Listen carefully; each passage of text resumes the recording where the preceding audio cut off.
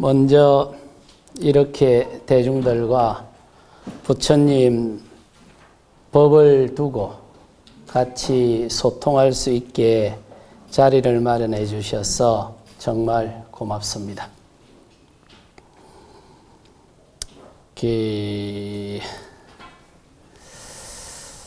출가한 지가 한 49년 정도 됐습니다. 모친한테 꼬여서 출가를 했었죠. 아들이 5이었는데 4명이 출가를 하게 됐었죠. 조카도 2이 출가를 하고 삼촌도 한 번 출가하시고. 우리 마을이 시골에 한 150가구 정도 되는데 이리저리 하면은 한 15분 정도 스님이 계실 겁니다. 또 앞마을 뒷마을까지 하면은 한 50명 됩니다.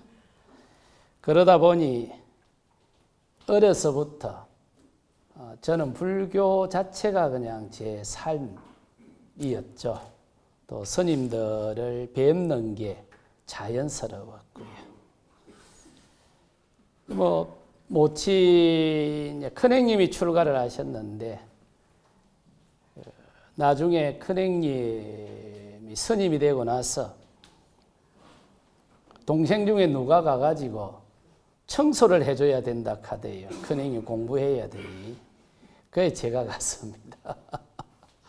내 공부는 왜 왔고? 그러면 그거 다 큰형님 스님 공부 마치고 나서 하면 되니까 가서 큰형님이 먼저 공부를 해야 된다고. 그렇게 해서 출가를 했었죠. 통도사로 출가하고 거기서 거의 한 20년, 한 22년을 통도사 있으면서 서울도 와서 공부를 하고 그리 했습니다.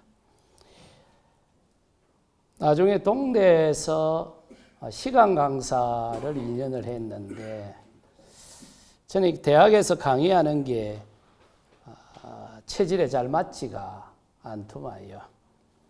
그러던 차에 은사 스님이 인도 성지순례를 다녀오시고는 인도 불교가 너무 상황이 열악하니 내 상자들 중에 누가 인도 불교를 복원하고 스님들을 교육시키는데 좀 원력을 세웠으면 좋겠다라고 해서 제가 좀 기가 야립니다. 그래서 제가 하겠다고 했죠.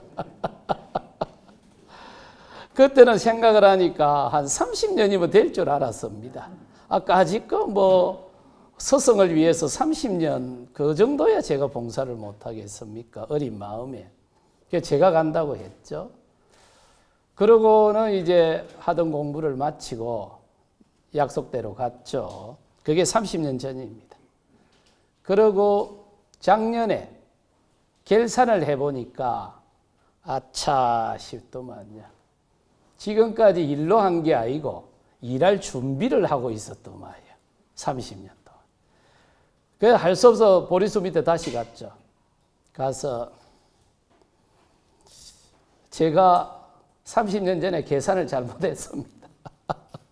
이 일은 30년에 끝날 일이 아니고 300년은 해야 끝이 날 일입니다. 그래서 앞으로 제가 270년 더 하겠습니다. 그래서 300년을 꽉 채우겠습니다. 그렇게 시작이 된 일입니다. 그리고 이제 인도 스님들을 교육을 시키고 있습니다. 네. 저는 스님이라 하면 비구를 스님이라고 생각을 했습니다. 비구니.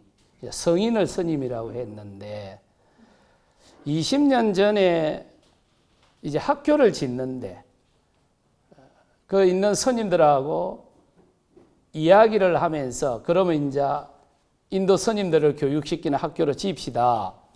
약속을 해놓고 다음 주에 학생을 받는다고 해서 아삼 지역에서 56명이 온다 하더라고요. 그런데 마지막 회의를 해보니까 뭐가 좀 이상해요. 그래 나중에 찬찬히 이야기를 들어보니 제 영어도 생존 영어입니다. 그냥 알아들을 거 알아듣고 못 알아들을 거 못 알아듣고 그렇게 하죠. 그래서 이제 찬찬히 들어보니 그 인도의 현지 스님들이 생각했던 스님 학교는 어린 스님들을 받아서 교육을 시키는 거더라고요. 그래서 그 몇 살짜리가 옵니까? 그러니까 6살에서 13살까지 온다는 거예요. 야, 뒷골이 딱 아프더만요. 제가 언제 아로 키워본 적이 있습니까? 그런데 방에 가서 한 이틀을 고민을 했는데 이것도 인연이니 그리고 일단 내가 나이를 체크하지 못한 것도 내 실수이기도 하고 이미 오기로 약속을 했는데 그럼 이걸 어떻게 물렀노 지금 와서 그리해서 이제 시작이 됐습니다. 그게 7년 전입니다. 그리해서 행자를 지난 7년 동안 한 1000명을 받아가지고 한 학교가 한 서너 번 무너졌죠.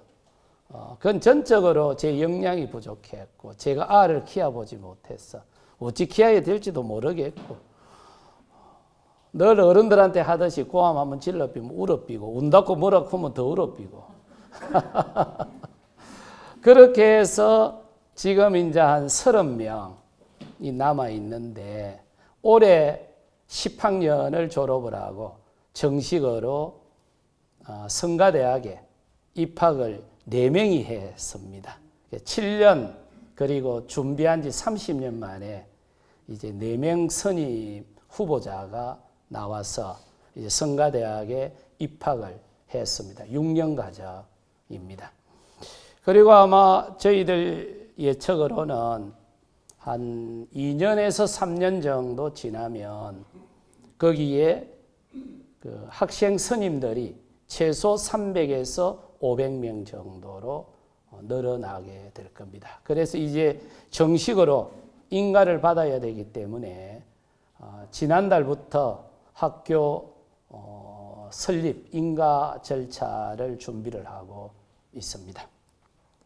그러는 과정에 이제 가장 중요한 교재를 만들어야 되는데 경전어로 가르쳐 줄 수도 있고 또 그걸 요약을 해서 가르쳐 줘야 되는데 여러 가지 교재 중에 불교 개론 또는 불교사 특히 수행에 관련된 교재가 반드시 필요합니다. 우리는 수행을 많이 강조합니다만 그 강조하는 것만큼 수행에 대한 교재가 찾아보기가 쉽지가 않죠. 특히 부처님이 어떻게 수행을 했고 어떻게 제자들을 가르쳤는지 그것을 수행의 기초에서 찾아볼 수 있는 교재는 저는 거의 없다고 봅니다. 그래서 고민을 하다가 경전을 찬찬히 뒤져보니 부처님이 직접 설했던 내용을 모아놓은 게 니까야라고 하죠. 100번도 더 봤을 겁니다. 율장하고 니까야 전체를. 그리고 내린 결론이 부처님은 처음도 그렇고 마지막도 그렇고 8정도로 수행 체계를 세워놨습니다. 그런데 제가 불교를 배울 때는 그렇게 안 배웠던 거예요. 그래서 이걸 전체적으로 다 보고 나서 교재를 이제 썼었죠. 교재를 써놓고 가만히 생각을 하니 그냥 책을 써놓은 거하고 박사 논문을 박사 학위를 받아 갖고 한 거하고 이 좀 다를 수 있겠다 싶어서 본질적 분상에서야 보면은 뭐 거의 뭐 필요하겠습니까만 또 우리가 사는 세상은 형식도 필요하이. 그래서 이제 학교에 가서 물어봤죠. 학교 떠날 때 논문을 안 쓰고 갔었거든요. 그 전공 시험하고 외국어 시험 다 해놓고 논문만 내면 되는데 이제 학교 돌아올 일이 없을 거라고 생각해서 논문을 안 내고 선방으로 들어갔었죠. 그 학교에서 물어보니까 이리저리 법이 좀 바뀌어서 스님은 논문 내는 기간이 23년 2월 25일까지인가 3월 5일까지인가라고 하더라고요. 그럼 언제까지 이걸 써서 내면 됩니까? 그러니까 어쨌든 교수들의 도장을 다 받아서 22년 12월 14일까지만 제출이 되면 됩니다. 그래서 어쨌든 그 시간을 맞춰갖고 12월 14일 오후 5시 10분 전인가 그 갖다 제출을 해서 그게 지금 팔정도 수행체계입니다. 이거는 제가 그 박사학위에 관심이 있어서 낸 책은 아니고 인도 스님들을 교육시키기 위해서 저술한 교재입니다. 그래서 제 개인 의견은 가급적 다 빼버리고 한 160개의 근본경전을 가지고 수행을 부처님이 어떻게 말씀하셨는지 그것을 체계화 시켰는데 아마 그 초판이라서 문장도 안 맞을 거고 제가 봐도 비문도 많고 오자도 많고 그렇더만요. 그래도 수행에 관한 한 특히 부처님이 창안한 오리지널 불교 수행에 관한 한 이런 종류의 책은 처음일 겁니다. 그래서 좀 거칠더라도 짧은 시간에 전체가 요약은 좀 안 될 겁니다. 그럼에도 불구하고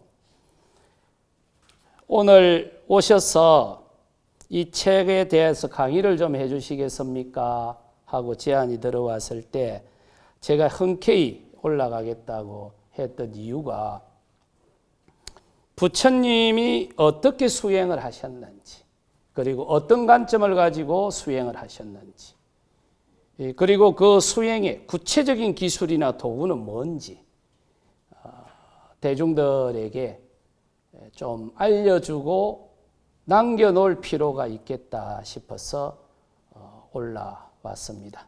그런다고 해도 제 지혜도 부족하고 경험은 말할 것도 없고 해서 많이 거칠 겁니다. 거치면 거친 대로 흘려보내버리시고 또 건질 게 있으면 한번 또 귀담아 보시고 스님이 설명은 잘 못하고 글만 잘 써놨네 싶으면 또 글 잘 보시고 그리 하이소. 그리고 궁금한 게 있으면 나중 마치고 나서 질문해 주시고 그리 하면 됩니다. 자, 그러면 오늘 주제는 한 3가지 정도가 될 겁니다.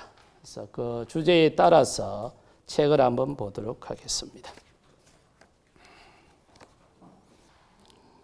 팔정도 수행체계의 기원을 보면 세존이 최상의 깨달음을 정득한 후에 팔정도 수행체계를 완성한 건지 아니면 팔정도 수행체계로 최상의 깨달음을 정득한 것인지 살펴보는 것은 불교와 수행을 이해하는 데 크게 도움이 될 겁니다. 팔정도 수행체계는 세존이 이것은 내가 창안했다 하고 주장을 합니다. 세존은 미가다야에서 오비구들에게 최초로 수행을 지도하죠. 여기서 미가다야라고 표현을 썼는데 여러분들은 사르나트라고 더 많이 더 많이 듣고 계셨을 거예요. 그런데 불교 경전에서는 사르나트라고 이야기를 하고 있지 않습니다. 우리가 녹야원이라고 번역하는 빨리어 원어는 미가다야입니다. 그런데 우리는 부처님이 인멸하시고 한 1000년 지나서 어떤 연유로 사르나트로 이름이 바뀌었는지 알 수가 없습니다. 그렇지만 통상적으로 사르나트라고 표현을 하고 있죠. 그런데 경전에서는 녹야원을 미가다야라고 표현을 합니다. 그 미가다야에서 오비구들에게 최초로 수행을 지도하죠. 그리고 구시나라에서 유행자 수바타에게 마지막으로 팔정도를 설합니다. 부처님이 쿠시나가라에서 인매를 할 때 그 부근에서 수행을 하던 유행자 한 분이 찾아옵니다. 인매라는 날 저녁입니다. 찾아와서 부처님에게 부처님의 가르침을 배우고 싶습니다 하고는 자기가 찾아봤던 스님들의 그 수행자들의 평가를 합니다. 그러니까 부처님이 내 이제 시간이 없어. 내 인멸해야 돼.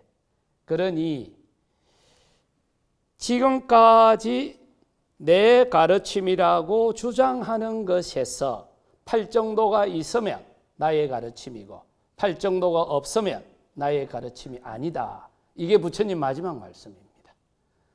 아마 부처님의 유언이라고 해서 많이들 알고 있을 거예요. 부처님의 유언을 한 15번 정도 하십니다. 1년에 걸쳐서. 그 중에 가장 많이 알려진 게 자등명, 법등명이죠. 그런데 계속 유언을 하시는 거예요. 그리고는 맨 마지막 유언이 시간은 너희들을 기다려주지 않아. 그러니 열심히 수행을 해서 출가 수행했던 그 목적을 달성해. 이게 이제 마지막 말입니다. 그러고는 입을 닫게 되죠. 그런데 그 말씀을 하기 직전에 한 말이 이 말입니다. 누구든지 이것은 부처님의 가르침입니다 라고 주장을 할 때 그 주장에 팔정도가 있으면 나의 가르침이고 팔정도가 없으면 나의 가르침이 아니다 하고 부처님이 선언을 해버립니다. 대반열반경에 나옵니다. 이처럼 팔정도는 부처님이 처음 오비구들에게 수행을 지도할 때부터 쿠시나가라에서 인매라는 그 순간까지 초지일관되게 팔정도가 불교 수행의 핵심이라고 이야기를 합니다. 저는 어려서 출가해 놓으니까 큰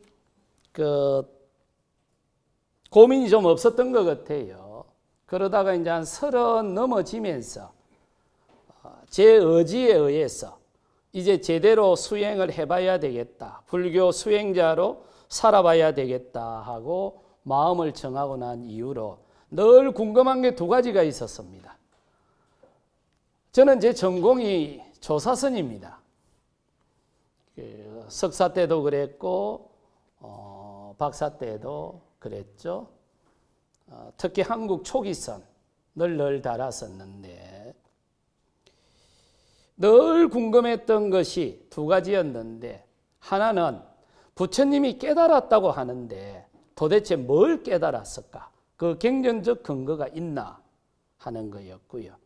2번째로는 깨달음에 들어가는 순간 어떤 기술을 썼노? 이거였습니다. 수행은 기술입니다. 기술을 사용하지 않고서는 어떤 경우든 수행 진도는 나갈 수가 없습니다.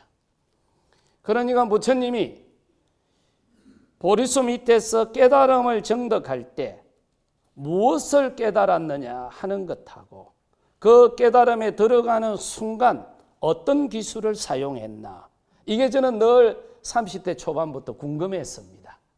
그런데 그 궁금증은 경전을 통해서 해소가 됐고 또 제가 직접 수행을 하면서 많은 부분이 해소가 되었습니다. 자, 경전을 한번 볼까요? 세조는 율장대품에서 미가다야에서 오비구들에게 팔정도를 다음과 같이 설한다. 비구여, 나는 양극단을 버렸다. 열애는 중도를 분명히 깨달았다. 그것은 눈을 열어주고 올바른 알을 얻게 해주고 마음을 평화롭게 하고 최상의 알을 얻게 하고 올바른 깨달음을 이루고 열반으로 인도한다. 비구여, 무엇이 열애에 의해서 분명하게 깨달아졌고 눈을 열어주고 올바른 암, 평화로운 마음, 최상의 암, 올바른 깨달음, 열반으로 인도하는 중도인가? 그것이 성팔지도다. 경전에서는 팔정도 이렇게 안 나옵니다. 성팔지도 이렇게 나옵니다. 성스러운 팔정도, 이런 의미일 겁니다. 그럼 여기서 아마 이런 문장은 여러분들이 불교를 접하면서 많이 보았던 문장일 겁니다. 그러니까 부처님은 중도를 분명히 깨달았다라고 선언을 합니다. 나는 중도를 깨달았어. 그런데 그 중도는 내가 세상을 바라보는 안목을 활짝 열어줬어. 지금까지는 신이 세상을 만들었다고 생각했는데 내가 중도를 깨닫고 보니 신에 의해서 세상은 만들어진 것이 아니고 세상은 자연의 질서에 의해서 창조된 거다. 그 자연의 질서를 연기법이라고 했지 않습니까? 그러고는 중도를 깨닫게 해주는 구체적인 수행 도구가 뭐였노? 이게 팔정도라는 겁니다. 그러니까 부처님은 팔정도를 가지고 중도를 깨닫고 세상을 바라보는 안목이 활짝 열렸다. 이렇게 율장대품에 규정을 해버립니다. 이 율장대품을 세속에서 번역할 때 초전법륜경이라고 합니다. 한 장을 더 넘겨보시면 60조 첫 번째 줄 생경에서는 세존이 이 세상에 출현하지 않았다면 팔정도는 생겨나지 않았을 것이라고 설한다. 비구여 이와 같은 성팔정도는 팔지도는 수행되는 것이고 많이 익혀지는 것이고 열애, 아란, 정자각의 출현 없이는 생겨나지 않는다. 아마 여러분도 마찬가지일 거고 저도 마찬가지입니다. 우리가 팔정도를 배울 때는 대개 교리로 배웠을 겁니다. 저도 그렇게 배웠으니까.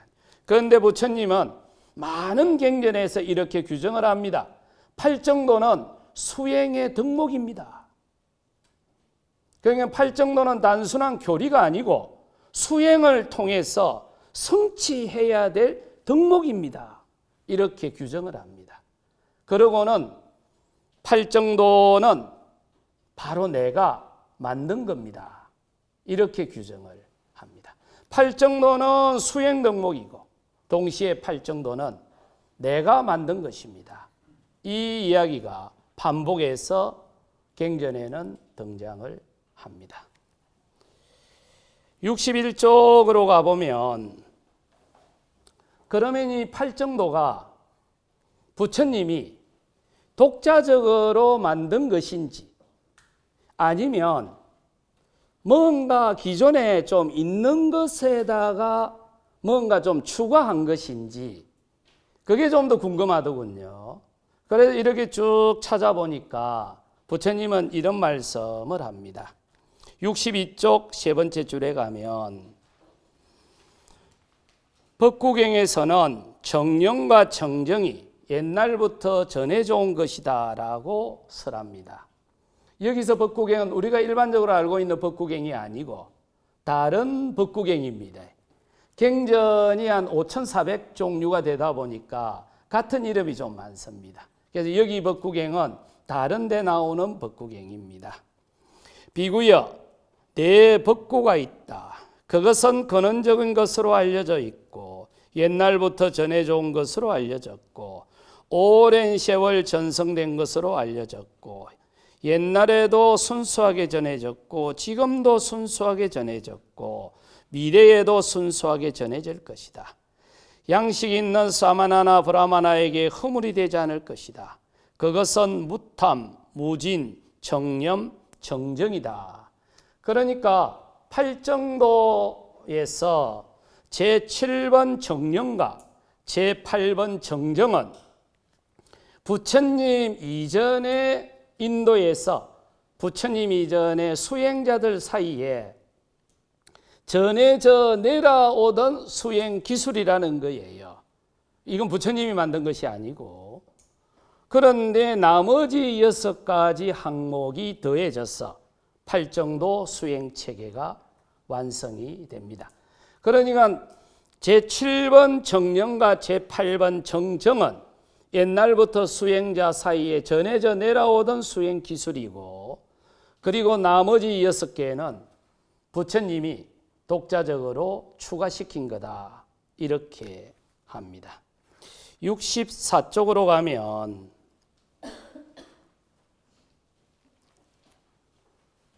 깨달음 수행 기술.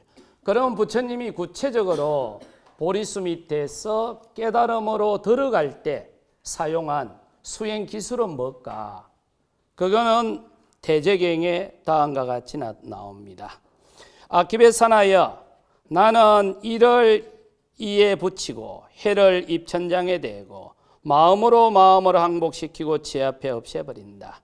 그때 나에게 갯드랑이에서 땀이 흘렀다. 아키베사나여, 나에게 물러설 줄 모르는 정진이 있고 끊임없는 사띠가 확립돼 있다. 끊임없는 사띠가 확립돼 있다. 그리고 요 다음 구절로 쭉 가면 그렇게 해서 내가 올바른 깨달음을 정득했다 그럽니다. 그러니까 부처님이 깨달음으로 들어가는 그 순간 사용했던 수행기술은 팔정도 제7번 정념을 사용했다는 겁니다. 이 팔정도 제7번 정념을 사띠 수행이라고 합니다. 그거는 조금 있다가 다시 살펴보도록 하겠습니다.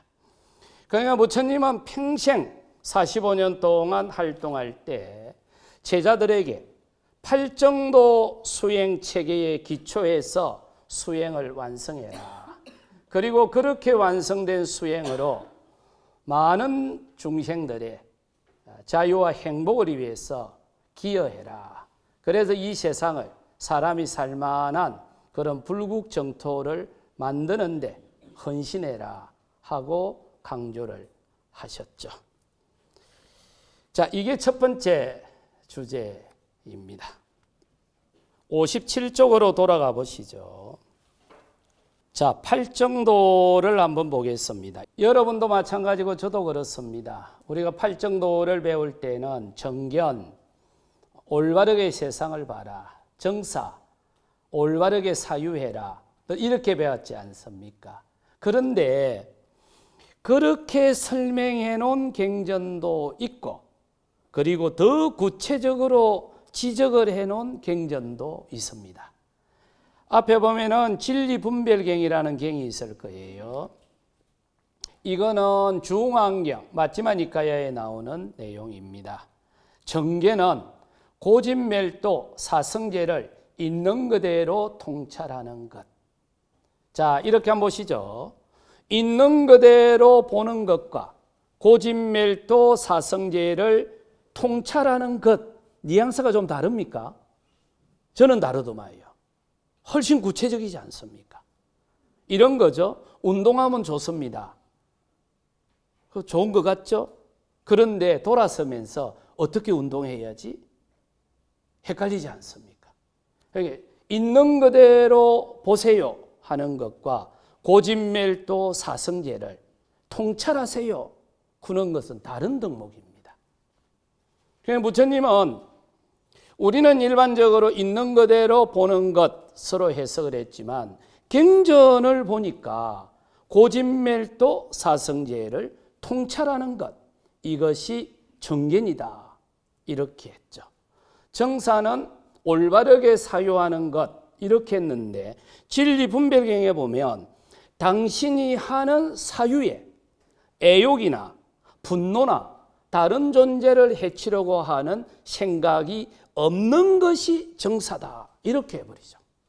훨씬 구체적이죠. 있는 그대로 말하는 것, 올바르게 말하는 것 이렇게 했죠. 그런데 진리분별경에서는 정업을, 구업을 하지 않는 것 이렇게. 구업이라고 하면은 불망업, 거짓말하지 않는 것.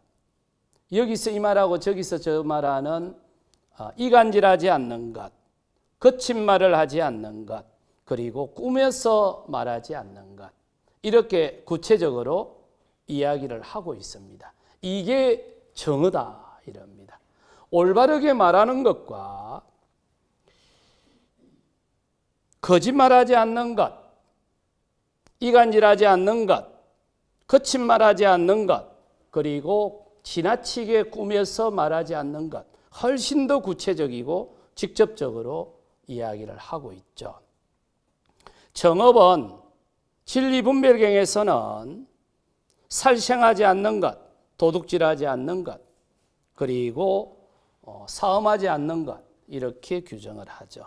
정맹은 진리분별경에서는 사맹을 버리고 정맹을 하는 것 이래 놨는데, 다른 경전에 보면 스님들 같은 경우 출가 수행자들은 점을 치면 안 된다 이렇게 딱 규정을 해놔버렸고요. 제가자들일 경우에는 5가지 직업은 가져서는 안 된다 하는데, 그 직업의 종류는 밑에 주에 나와 있을 겁니다. 그리고 6번째 정정진, 열심히 정진하는 것에서 부처님은 사정건을 하는 것, 내 마음에 악한 생각이 일어났을 때는 그 악한 생각을 없애려고 노력할 것, 그리고 앞으로 악한 생각이 일어나지 않도록 할 것, 이렇게 해서 사정건을 이야기를 하죠. 그런데 이제 거기 보면 정념, 7번째 정념을 요즘은 불교 개론서를 보면 많이 교정이 돼 갖고 있습니다. 많이 교정이 되어 있는데, 저희들 학교 다닐 때는 이러지를 않았습니다. 어떻게 됐느냐 하면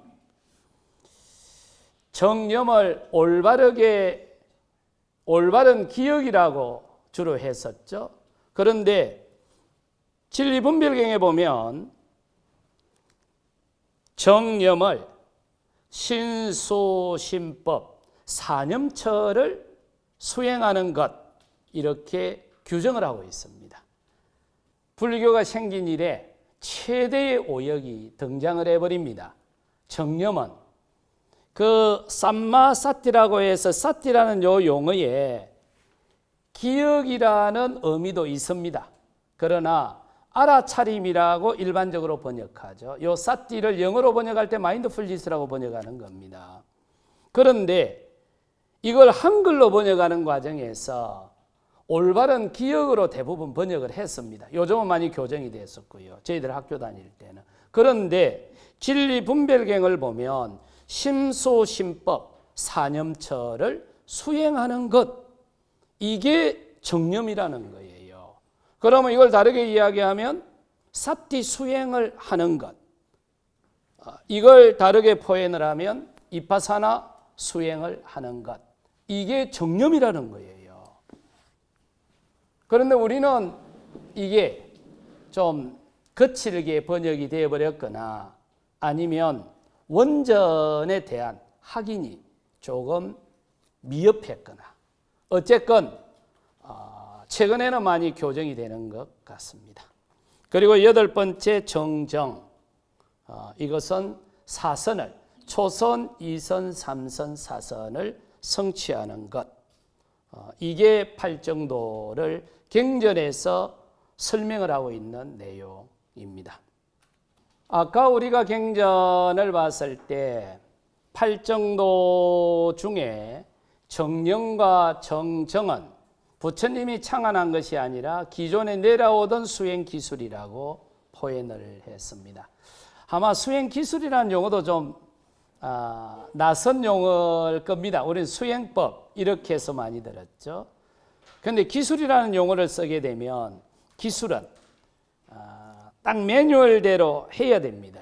그래야 유효성이 나옵니다. 그래서 기술이라는 용어를 채택했습니다. 제 아버지 같은 경우를 어려서 이렇게 보면 기술이 좋은데, 기술이 좀 뛰어난 사람들은 그 기술자들의 특유의 성품이 있습니까? 뭐 기술자의 뭐 이런 표현을 써도마. 어느 분야든지 기술이 뛰어난 분들은 그 나름대로의 자존감들이 너무 강하죠. 자기가 갖고 있는 기술에 대한. 좀 성품이 별난 분들도 술 차이 많지 않습니까?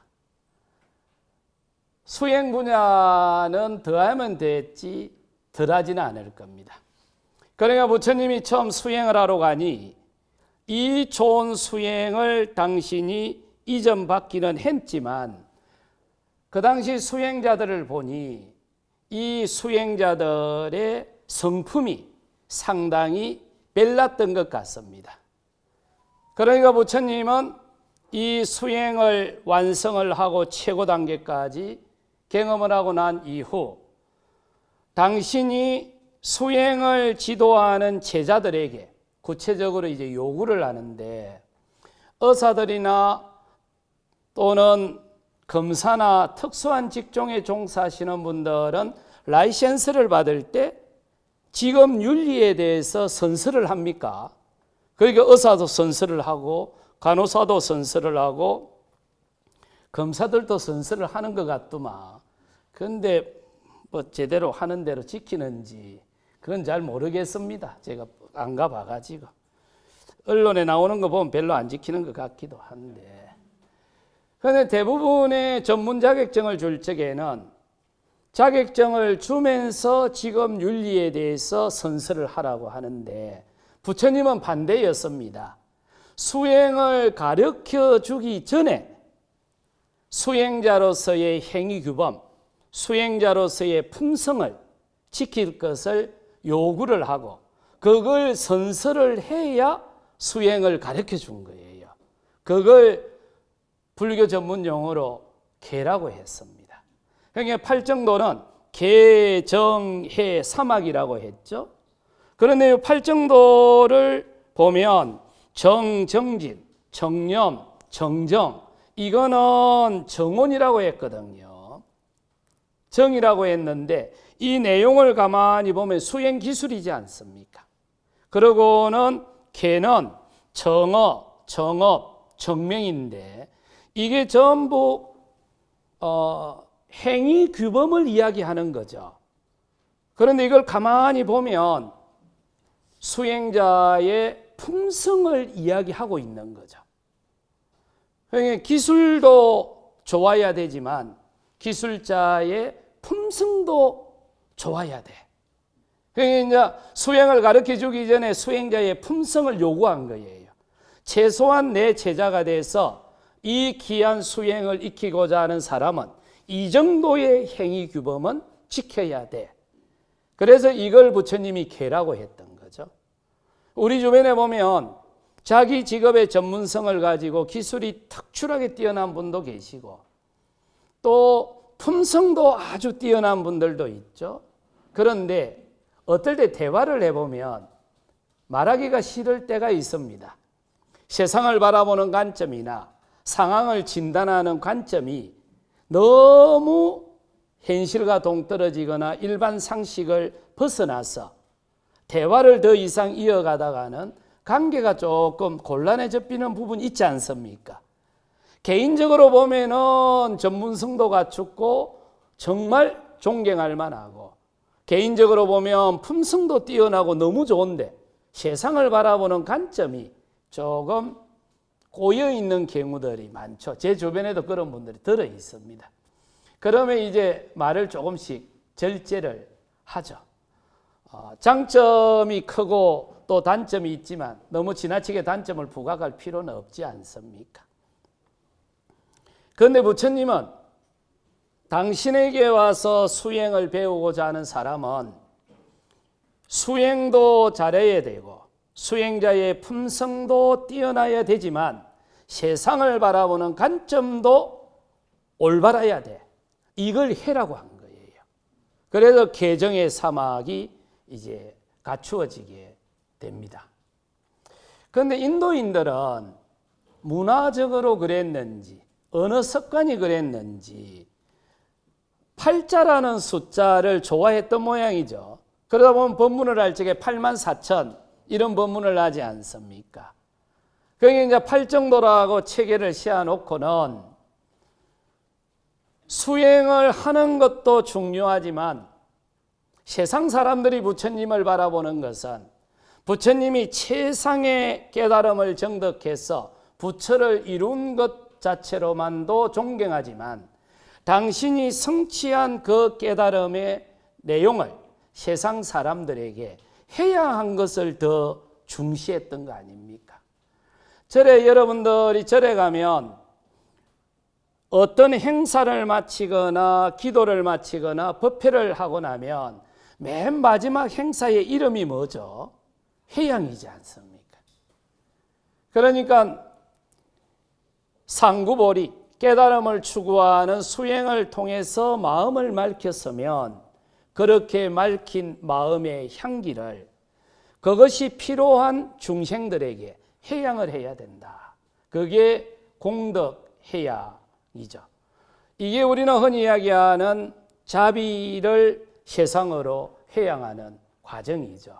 그런데 그거는 그렇게 하나를 더 추가를 하면은 구가 되죠. 그래서 아마 구정도라고 보다는 자기들이 좋아하는 팔정도를 중심으로 놓고 상구보리 부분을 강조하고, 그리고 공덕을 해양하는 자비심은 별도로 설했지 않나, 저는 개인적으로 그렇게 봅니다. 그래서 부처님이 전통적으로 내려오던 수행을 이어받아서 그걸 체계화시켜서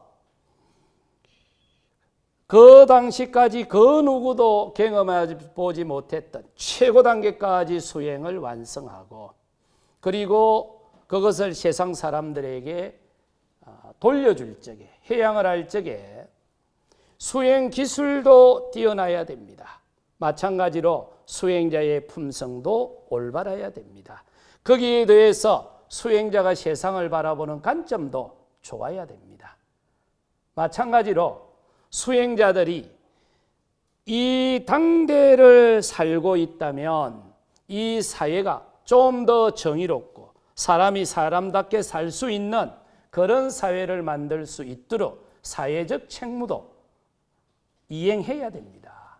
이 사회적 책무를 강조했던 게 공덕해양입니다. 그런데 이거는 팔정도에 포함을 시켜놓지 않았던 것 같습니다. 이렇게 해서 팔정도 수행 체계가 완성이 되죠. 자, 이게 두 번째 주제였습니다. 5년 전에 2017년 CDC라고 하죠. 미국 질병통제예방센터에서 조사를 합니다. 미국인들이 맹상을 얼마나 소비하는지. 그때 14.2%가 소비한다고 답을 합니다. 14.2%면 4천만 명이 넘어서 5천만 명 가까운 숫자가 어떤 행태든 맹상을 하루에 1시간 이상 한다는 거예요. 그때 요가를 소비한다고 응답한 분들은 14.7%입니다. 그러니까 맹상과 요가를 합치면 거의 30%에 육박하는 미국인들이 소비를 한다는 거예요. 이게 미국 정부 통계입니다. 이렇게 되면 정책을 바꿔야 됩니다. 그러다 보니까 이게 2020년 코로나19가 전 세계로 덮칠 때 3월 둘째 주로 기억이 되는데요. 저게 코모 뉴욕 지사입니다. 특별 기자회견을 하죠. 코로나19가 팬데믹으로 옮겨갈 겁니다. 그렇게 되면 뉴욕 시민들은 고립감이 심화될 겁니다. 그렇기 때문에 5가지 수칙을 준수해 주십시오. 운동 열심히 하시고 개인위생 철저하게 지켜주시고 좋은 음식들 많이 드시고, 그리고 정신건강 소홀하게 하지 마시고, 그리고 반드시 명상을 하십시오. 이걸 강조를 합니다.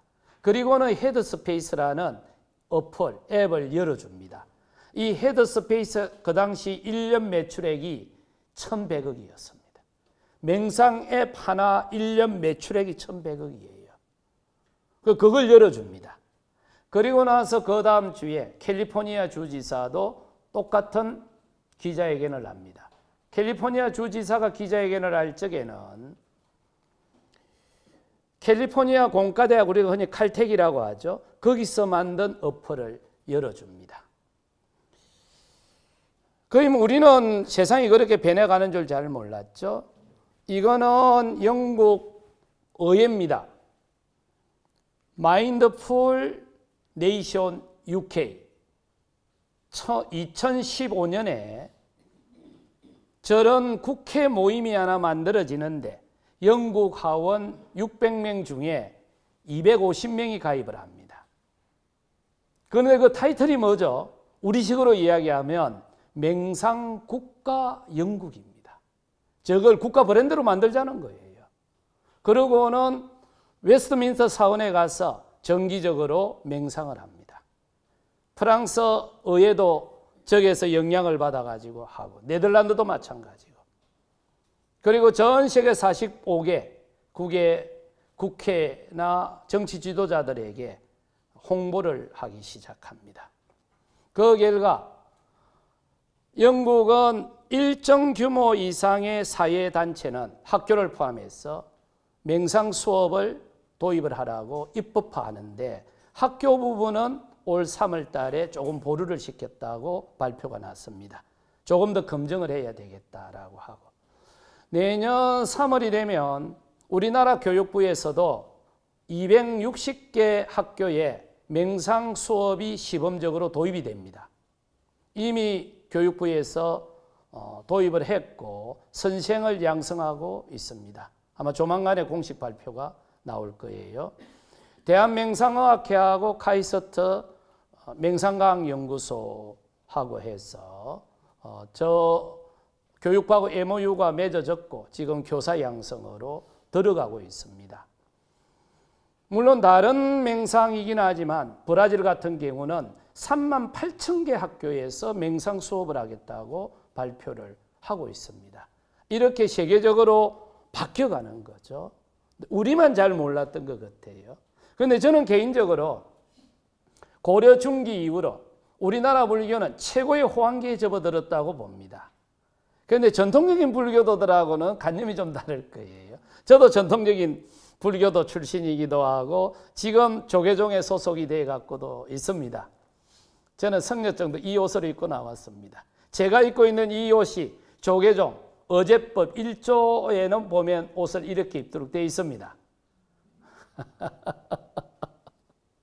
다음에 가시거든 조계종 종원종법 어제법 1조를 한번 보십시오. 그렇게 세상이 바뀌어가고 있죠. 그런데 많은 사람들은 한국 불교 상황에 대해서 상당히 힘들다, 좀 더 어려워지지 않겠나 그리합니다. 그러나 저는 개인적으로 전혀 다른 관점을 갖고 있습니다. 이 옷을 입고 있다 보니까 전통적 의미에서의 불교도를 접하기보다는 일반인들을 더 많이 접할 기회가 많습니다. 우리나라에서 맹상을 접하는 인구는 폭발적으로 늘어나고 있습니다. 어떤 종류의 맹상이든지 간에. 2015년에는 삼성이 영덕에 1,700억을 들여서 인재개발원이라고 하죠. 맹상 전문 연수원을 도입을 하죠. LG는 문경에다가 세웠죠. 그리고 SK는 함양에다가 세웠다가 최근에는 카이스트에 맹상과학연구소를 지원을 하고 있지 않습니까? 이게 뭘 의미하겠죠? 우리나라가 이렇게 크리스찬들이 테크노클래스들이 많이 크리스찬이 됐던 이유 중에 하나는 우리가 좀 힘들 때 많은 사람들이 미국으로 가서 미국에서 기독교를 배워갖고 들어와서 한국의 지배층이 되면서 한국 사회가 기독교 중심의 사회로 옮겨가고 있고 지금은 주춤하고 있죠. 그런데 우리나라에서 영향력 있는 사람들이 회사 차원에서 본인들이 원하든 원하지 않든 맹상을 배우기 시작한 거죠. 이게 벌써 한 10년, 좀 더 길게는 한 20년 정도 됐죠. 그러면 지금 이제 학교에서도 맹상이 도입이 되고 있죠. 20년 내지 30년이 지나고 나면 한국의 정신문화의 지행이 또는 더 직접적으로는 종교 지행이 어떻게 바뀔 것 같습니까? 지금하고는 다르게 바뀌어갈 거라고 봅니다. 그걸 반영을 해서 지금 조계종에서도 맹상 트러스트를 짜려고 무던히 노력을 하고 있지 않습니까? 자, 다시 한번 돌아가서 이거는 국내에 발표된 맹상 논문 편수입니다. 카이스트 맹상과학 연구소에서 2018년 미산 스님이 발표를 했었죠. 이거는 미국에서 맹상 편수가 발표되는 내용 숫자입니다. 이거는 국내고요. 이거는 그 해외인데 이거는 그 국내에서 어떤 분야의 맹상을 활용하는지 나오는데 해외 분야도 마찬가지입니다. 전통적인 의미의 수행보다는 수행을 활용하는 쪽에 포커스가 맞춰져 있죠. 자, 여기를 한번 보시죠. 2017년에 하버드에서 맹상 관련 논문이 186편이 쏟아집니다. 그 해에 우리가 흔히 알고 있는 아이비리그에서만 1년에 2,000편 이상의 맹상이 쏟아집니다. 맹상 관련 논문이 쏟아집니다. 그리고 다음 자료를 보시면 맨 아래에 보면은 막스 프랭크 인스티튜트라고 되어 있죠. 저게 그 유명한 막스 프랭크 연구소입니다. 독일에 있죠. 그 연구소에서만 어떤 연구소인지는 모르겠습니다. 그 몇 개가 있을 거예요. 그 연구소에서만 28편의 맹상 관련 논문이 쏟아집니다. 우리가 알고 있는 전통적인 물리학 연구소에서 맹상 관련 논문이 1년에 28편씩 쏟아지는 거예요. 이거는 그만큼 맹상을 소비하는 인구가 사회적으로 늘어났다는 걸 의미합니다. 그런데 이분들이 사용하는 거의 대부분의 맹상, 이론과 기술, 거의 90% 이상이 부처님이 창안했던 팔정도 수행 체계에서 갖고 가는 거예요. 이론까지. 우리만 모르는 거예요. 그리고 이 사람들은 거의 대부분 다 밝히고 있습니다. 이 소스는 불교 수행에서 갖고 왔다고. 다 밝히고 있는데 우리만 여기에 둔감했던 것 같습니다. 자, 이렇게 보시면 부처님이 창안했던 수행을 우리가 조금만 마음을 내려놓고 우리 것도 너무 중요하죠. 너무 좋고. 저도 88년도에 처음 통도사 보강선언을 갔는데 학교 다니기도 싫고 그래서 달아나가지고 선방을 갔었죠. 제가 처음 수행을 접했던 게 88년 하안거 통도사 보강선언이었습니다. 그때만 해도 저는 수행하는 사람들은 천하의 관념론자라고 열심히 비난하고 다닐 때입니다. 그런데 어떤 인연으로 선방을 갔는데 걸망도 안 풀었습니다. 이틀만 있다 달아날 거라고. 그런데 이틀 해보니까 이 수행이 제가 알고 있던 수행이 아닌 거예요. 제가 문자로만 접했던 수행이 아니더군요.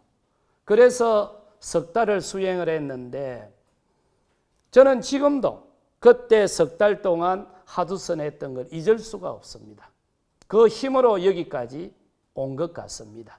그런데 제가 늘 문자를 좀 접하다 보니 조금 미진한 게 좀 궁금한 게 있는데 어른 스님들한테 여쭤보면 어른 스님들은 잘 설명을 했을 건데 제가 무지해서 이해를 못했지 않나 싶습니다. 그래서 어른 스님들께 허락을 받고 남방으로 내려가서 3년을 수행을 했었죠. 그 수행을 마치고 나서 보니까 이게 정말 인류 문화의 보고예요. 근데 부처님은 이걸 제대로 설명을 하신 것 같는데 제자들이 그리고 우리가 지혜가 부족해서 이걸 제대로 이해를 못했지 않았을까 싶은 아쉬움이 남더군요. 자, 그리고 다시 돌아가서 보죠.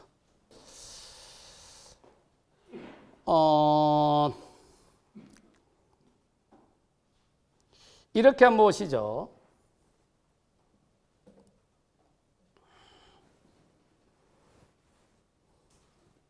이제 지금부터 책 전체를 요약을 해버리겠습니다. 10분 동안. 지금 이 공간에는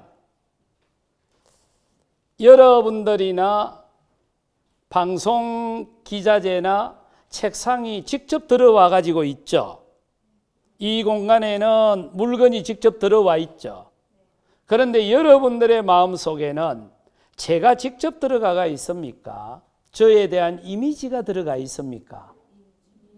제가 직접 안 들어가 있죠? 이미지만 들어가 있죠. 그런데 살다 보면 짜증날 때 있습니까? 저도 하루 12번도 더 놔두봐요. 아니 수행하는 스님이 짜증내면 어쩝니까? 그러면 네가 머리 깎고 스님 되든지.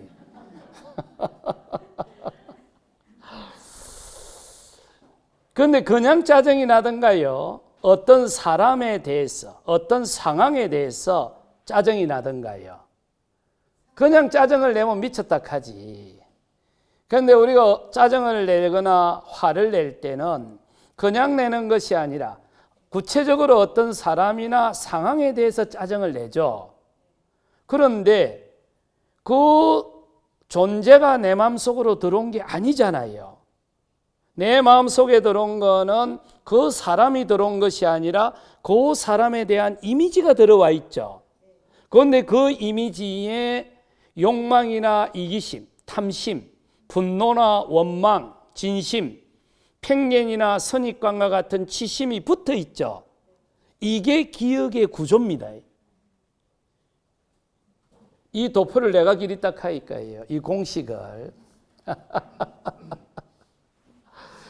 자, 기억의 구조는 우리 마음속에 들어와 있는 이미지에 탐진치 삼독심이 결합이 돼서 기억을 구성을 하는 거죠. 그런데 탐진치 삼독심이 결합됐다라고 하면 그냥 결합만 되어 있을까요? 그게 전부 에너지 덩어리일까요? 에너지 덩어리겠죠? 그래서 옛날 어른들은 합병 이런 표현을 쓰잖아요. 탐진치 삼독심은 탁한 에너지예요. 그럼 이 탁한 에너지가 많이 결합하면 많이 결합할수록 기억의 무게는 증가하겠죠? 증가하는데 우리는 탐진치 삼독심을 제거한다라고 하지만 구체적으로 탐진치 삼독심은 홀로 독립적으로 우리 마음에 존재하는 게 아니에요. 기억 이미지, 기억 정보하고 결합을 해서 존재하는 거예요. 그런데 기억은 없앨 수가 없어요. 우리가 죽는 그 순간까지. 죽으면 없어지겠지. 그런데 기억은 없앨 수 없지만 기억하고 결합해 있는 탐진치 삼독심은 제거할 수 있는 거예요. 불교 수행은 여기에서 출발을 합니다. 그 경전을 한번 볼까요? 부처님이 어떻게 설명을 했는지. 벗사리푸타여 어떻습니까? 눈이 색에 결박되어 있습니까? 아니면 색이 눈에 결박되어 있습니까? 벗이여 눈이 색에 결박된 것도 아니고 색이 눈에 결박된 것도 아닙니다. 그 양자를 조건으로 생겨난 욕망과 탐욕에 결박된 것입니다.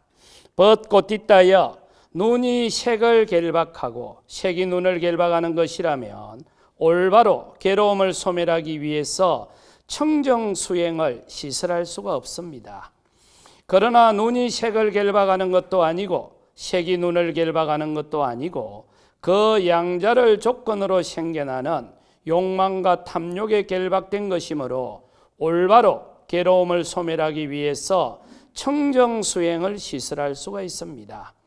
세존도 눈이 있어서 그 눈으로 색을 보지만 세존은 욕망과 탐욕이 없어서 마음이 잘 해탈할 수가 있습니다.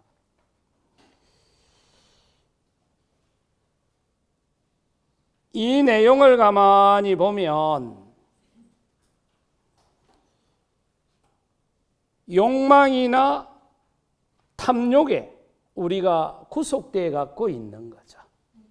따라서 욕망이나 탐욕을 제거해버리면 구속으로부터서 벗어날 수가 있는데 욕망이나 탐욕은 홀로 독립적으로 존재하는 게 아니고 기억 이미지하고 결합을 해서 존재를 하는 거예요.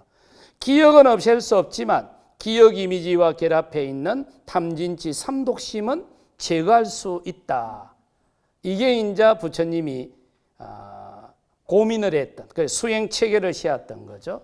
그러면 이렇게 기억 이미지와 결합해 있는 탐진치 삼독심을 어떻게 구체적으로 제거할 수 있노? 그 구체적 제거 도구가 뭐고 했을 때 그게 팔정도 제7번 정념이라는 거예요. 사띠. 요 사띠를 가지고 제거할 수 있다. 이렇게 봤던 거고, 그러면 사띠가 제거하는 도구라면 거기에 힘을 실어줘야 되잖아요. 망치만 있다고 깰 수 있는 게 아니잖아요. 망치를 들고 움직일 수 있는 구체적인 힘이 있어야 되겠죠. 그 힘이 제8번 정정입니다. 우리식으로 표현을 하면 삼매력이죠. 그래서 아마 전통적으로 절에 오래 다니신 분들은 삼매력이라는 용어를 많이 들었을 거예요. 삼매력은 힘이에요. 그러면 기억 이미지와 결합해 있는 탐진치 삼독심을 제거를 해야 되는데 구체적으로 뭘 제거하노? 팔정도 제7번 정념을 가지고 제거하세요. 그 정념에 사띠에 힘을 더해주는 게 제8번 정정 삼매입니다. 이 두 가지를 가지고 수행을 하는 거죠. 그러면 다시 살다 보면 마음이 무거울 때 있습니까? 저도 뭐 옛날에 마음이 좀 억수로 무거울 때가 있더만. 그런데 이 마음의 무게를 좀 달아봤으면 좋겠는데 이게 뭐 달아볼 수 있는 저울이 없으니 그 마음의 저울은 오직 내 마음이에요. 그 마음이 무거우면 무거운 거고 가벼우면 가벼운 거죠. 그러면 이 우주에 존재하는 모든 힘은 힘이 가해지면 가해지는 힘에 대응하는 힘이 발생을 할까요? 힘은 일반적으로 작용을 하지 않죠.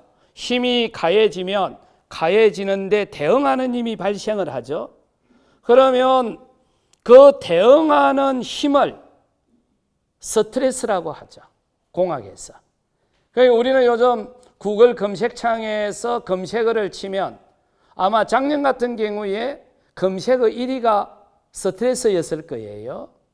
그만큼 전 지구 차원에서 많은 사람들이 관심을 갖고 주목하는 단어가 스트레스죠. 그런데 이 스트레스는 심리적인 용어라고 생각을 하기 쉽지만 공학적 용어입니다. 그래서 간혹가다 다리에 문제 같은 게 생기면 학자들이 나와갖고 지금 이 다리에 스트레스 지수가 어떻고 와라와라 하더만요. 그게 위에서 내리 누지는 힘을 어느 정도 견딜 수 있노? 이럴 때 측정하는 단위죠. 그러면 이게 우리 마음에 오면 기억이 무게를 가지고 우리 마음 공간에 등장을 하면 마음은 그 무게에 대응하는 힘이 발생을 하겠죠. 이 마음 기억 무게에 대응하는 힘이 발생을 하는데 그게 스트레스죠. 그러면 아우 저 사람 때문에 내 스트레스를 받아. 그런 표현 많이 씁니까? 그러면 저 사람 때문에 내가 스트레스를 받아. 요 말은 저 사람 때문에 내 마음이 무거워. 이렇게 표현해도 될까요? 저는 되더마요. 그러면 스트레스라는 말은 마음 무게라는 말하고 동의어로 사용을 해도 큰 문제가 없지 않습니까? 그러면 구체적으로 마음의 무게를 어떻게 하면 가볍게 할 수 있노? 즉 스트레스 상황으로부터서 탈출할 수 있노? 스트레스는 우리가 죽는 순간까지 없앨 수 없을 거예요. 접촉 다음에는 마음은 춤을 추겠죠. 마음이 춤을 추는 데 따라서 마음의 무게도 동시에 춤을 추게 될 겁니다. 스트레스는 관리 대상이지 없애는 게 아닙니다. 그냥 버티고 견디는 거지. 스트레스를 없애겠다 하면 그 좀 고민을 해봐야 됩니다. 그 니는 우지구체적으로 없애노 하고 또 물어봐야 됩니다. 스트레스는 없앨 수 없습니다. 우리가 죽는 그 순간까지. 단지 스트레스를 관리를 하는데 그러면 다르게 표현을 하면 마음의 무게죠. 이 마음의 무게를 어떻게 관리할 수 있노? 부처님은 프로이드 같은 경우는 기억의 무게를 줄이는 데 포커스를 맞췄죠. 특히 어린 시절에 경험했던 경험, 그 기억에 마음 공간 속에 저장되어 있으면서 현실 사회에 지속적으로 영향을 미친다라고 했던 게 프로이드의 관점이었죠. 그래서 기억의 무게를 줄이려고 무던히 노력을 했었죠. 현대 심리 상담 쪽에서는 기억의 무게는 그대로 두고 접촉 면적을 좀 넓혀버렸죠. 이 관심 돌리기 이런 프로그램입니다. 혹시 뭐 짜증날 때 노래방에 가서 노래 부르실 때 있죠. 부르고 집에 오면은 미분 사람이 좋아지던가요? 또 부를 때 뿌이고 돌아서서 보니까 미분 사람 또 밉던가요? 밉더만. 부처님 같은 경우는 어떻게 봤느냐 하면 가해지는 기억도 그대로 두고 접촉 면적도 그대로 두는데 그 무게를 견디는 기둥의 강도를 높여본 거예요. 부처님이 6년 고행을 했다고 하죠. 고행만 했을까요? 아니면 이리도 해보고 저리도 해봤을까요? 상식적으로 봐도 하나를 가지고 끝까지 올인 안 했을 거예요. 요리도 해보고 저리도 해보고 6년 동안 끊임없는 시행착오를 했을 거예요. 그러면서 마지막으로 도달했던 게 기억 무게가 의식 공간에 등장을 해서 마음 공간에 하중을 갈 때 그 하중을 견디는 기둥의 강도를 높여본 거예요. 그러니까 신기하게도 기억의 무게가 상대적으로 가벼워지는 거예요. 그런데 찬찬히 점검을 해보니까 기억 이미지하고 결합되어 있던 탐진치 삼독심도 해체가 되어빈 거예요. 그러니까 기억 무게는 손을 안 댔는데 기억 무게를 견디는 기둥의 강도를 높이니까 기억 무게가 상대적으로 가벼워지기도 했고 절대적으로도 가벼워져 있던 거예요. 그걸 부처님이 발견한 이후로는 기억 무게를 손댈 필요가 없어. 기억 무게는 그대로 두고 기억 무게가 마음 공간에 하중을 줄 때 그 하중을 견디는 기둥의 강도만 높이면 된다. 이렇게 본 거예요. 그 기억 무게를 견디는 기둥의 강도가 바로 팔정도 제7번 정념이에요. 그래서 이 사티를 갖다 우리가 영어로 번역할 때 마인드풀니스라고 번역했고 한글로 번역할 적에는 알아차림 또는 마음챙김 이렇게 번역됐죠. 근데 이거는 알아차림으로 번역해도 되지만 마음 근육으로 번역해도 되는 용어입니다. 경전에 비슷하게 번역할 수 있는 경전이 있습니다. 그러니까 알아차림으로 번역해도 되고 마음 근육으로 번역해도 되는 게 경전에 나옵니다. 그러면 우리가 수행을 한다라는 말은 마음 근육의 탄력성을 키우는 운동이라고 해도 되는 거예요. 간단하지 않습니까? 지금 그걸 요 도표에서 이야기를 하고 있거든요. 그러면 뭐 이렇게 한번 보시죠. 팔 근육의 강도를 높이기 위해서는 어떻게 하죠? 역기나 아령을 들죠. 그러면 운동이 돼서 팔 근육의 탄력성이 커지겠죠. 그런데 이거는 이제 운동을 하다가 심심할 때 있겠죠. 이 역기가 몇 킬로지? 제조사는 어딜까? 유통마진은 어느 정도 될까? 하고 역기를 분석할 수 있지 않습니까? 그러면 분석치는 늘지만 운동은 안 돼버리는 거죠. 그러면 팔 근육의 탄력성을 키우는 걸 운동이라고 하면 마음 근육의 탄력성을 키우는 것을 수행이라고 했던 거예요. 그러니까 우리가 도장이라고 써놓고 태권도는 도장 이렇게 읽죠. 그런데 절에서는 어떻게 읽죠? 도량이라고 읽잖아요.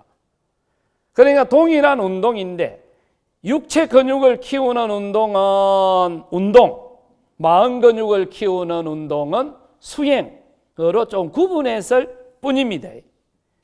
그러면 그걸 어떻게 수행을 합니까? 마음 근육의 탄력성을 키웁니까? 그게 팔정도 제7번 정념에서 심수심법의 기준점을 정해놓고 마음근육의 탄력성을 키우세요. 이렇게 이제 주문을 했던 거거든요. 그걸 한번 볼까요? 이게 원문으로는 아나빠나사티, 그리고 한문으로 처음 번역될 적에는 안세고가 번역할 적에는 안반수의경으로 번역됐던 겁니다. 예. 입출심령경 이렇게 하는데 이게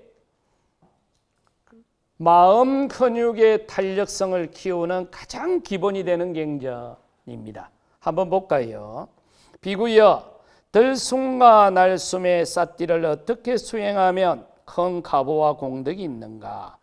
세상에서 비구는 숲속 나무 아래 공안처로 가서 팽자로 앉는다. 몸을 곧게 세우고 얼굴 앞에 삿띠를 갖다 둔다. 그리고 들숨을 삿띠하고 날숨을 삿띠한다. 허리를 똑바로 세우라는 겁니다. 목도 똑바로 세우고 그리고 코끝에다가 알아차림하는 삿띠를 둬라. 마음 근육 기능을 하는 삿띠를 코끝에 둬라. 나는 길게 들숨할 때는 길게 들숨하는 것을 분명히 알고 나는 길게 날숨할 때는 길게 날숨하는 것을 분명히 안다. 짧게 들숨할 때도 짧게 날숨할 때도 분명히 안다. 중요한 수행 기술을 하나 놔놨는데 뭐냐면 혹시 여러분들 단전호흡을 하거나 복식호흡을 하면은 호흡을 조절을 하시는 분들이 있을 거예요. 그런데 여기서 부처님 같은 경우는 호흡을 조절하지 마세요. 자연 호흡을 하세요. 이 말입니다. 지금 요 구절이 수행 기술을 하면서. 그 다음에 나오는 기술이 3번. 나는 몸 전체에서 일어나는 현상을 경험하면서 들숨에 전념하고 나는 몸 전체에서 일어나는 현상을 경험하면서 날숨에 전념한다. 자, 이거를 이제 어떻게 수행 기술을 거느냐 하면 앉아서 잔염을 할 적에 하도만 재피던가요? 코끝에 지내는 공기만 재피던가요? 무릎도 아프던가요? 무릎도 아프고 허리도 아프죠? 그럴 때는 그 아픈 허리를 알아차림하러 가고는 적각 기준점으로 돌아오세요. 이 말입니다. 이게 하두선이잖아요. 하두선의 뿌리가 이겁니다. 그러니까 이제 무슨 이야기냐면 어떤 현상이 생기더라도 알아차리고 다시 돌아오세요. 갔다가 돌아오라는 거거든요. 운동으로 보시면 가가 있는 게 운동량이 많을까요? 치고 빠지는 게 운동량이 많을까요? 치고 빠지고 운동량이 많잖아요. 요 이야기입니다. 그리고 4번에 가면 나는 몸에서 일어나는 현상이 고요해지면 들숨에 전념하고 나는 몸에서 일어나는 현상이 고요해지면 날숨에 전념한다.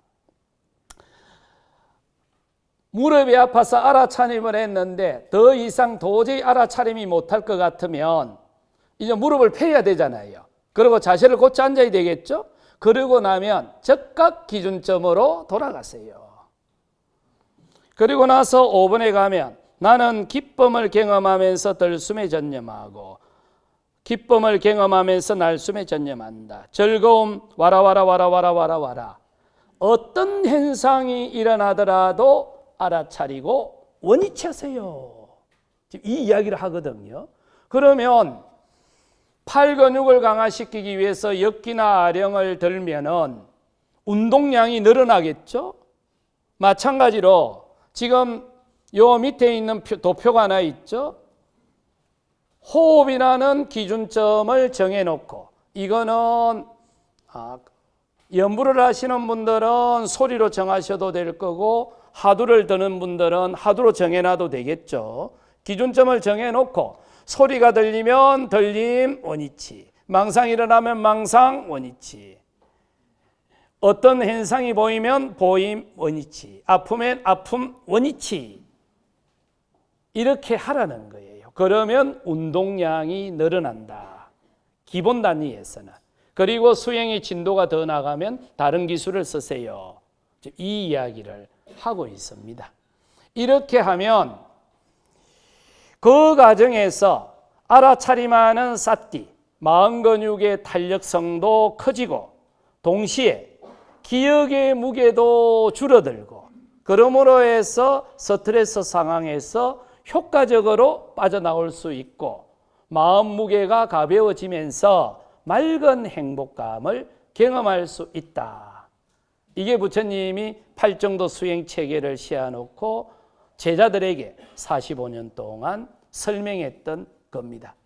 이렇게 설명을 해주니까 전 세계 젊은이들이 수행을 자발적으로 소비를 하는 거예요. 불교는 포교를 할 적에 또는 조직을 할 적에 불교의 최대 경쟁력은 콘텐츠입니다. 부처님은 조직을 안 했지 않습니까? 달마 스님도 조직 안 했죠? 해능 스님도 조직 안 했죠? 불교의 역사상 불교의 흐름을 바꾸었던 그 뛰어났던 스님들이나 조사들은 어떤 분도 조직을 하지 않았습니다. 그분들은 기가 막힌 콘텐츠를 세상에 하나 던졌고 많은 세상 사람들이 그 콘텐츠를 자발적으로 소비를 했던 겁니다. 그렇게 하면서 불교는 지금까지 면면이 이어져 왔던 거죠. 그런데 20세기, 21세기 들어오니까 전 세계인들이 자발적으로 부처님이 만들어 놓은 이 수행이라는 콘텐츠를 소비를 하기 시작하는 거예요.